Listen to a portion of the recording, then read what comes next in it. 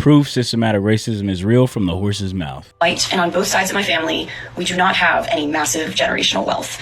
My mom's father is the only one of my 4 grandparents who we got any sort of generational wealth inherited from. And 99% of the wealth that we inherited from my grandfather was from selling his house. My grandfather was born in 1926 in rural North Carolina, and he was a 6'3" white man with blue eyes. And other than being white, my grandfather didn't have that many privileges. He was one of like 7 children.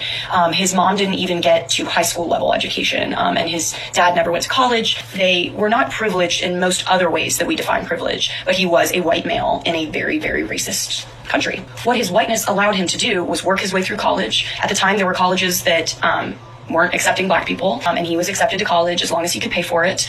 And he ended up getting a law degree and becoming very successful. And again, never hoarded any significant wealth, but bought a house outside of Washington, D.C. in the 50s in a neighborhood that was redlined.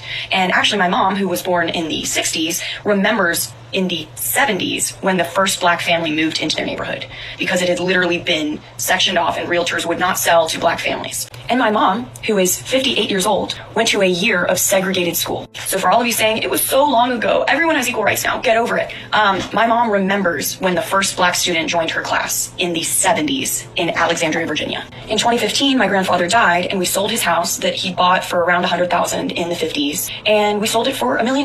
That money was divided among his children, and my family was able to get out of a lot of debt, and it completely reset my ability to go to private versus public school, my ability to afford tutors, my ability to become the educated person that I am. And it was all really because I have a white grandfather. Let me finish. Had my grandfather been black and had all of the other skills and background that he had, he couldn't have gone to the schools that he went to. He wouldn't have been hired in the jobs that he was. And he couldn't have bought the house that he did, that 65 years later, put his family out of debt. So if anyone tries to tell you it's not that deep, it really is that deep. It goes so far back. Any small privilege that a white person has is probably, to some degree, due to their whiteness. And if you are a white person who has roots in the South, you definitely should have white guilt, and you definitely should be doing the work to understand how your privilege affects the people around you and how you can help level the playing field. And everyone tried to get all particular about these specific situations where a black person might have a privilege or a woman might have a privilege over a man.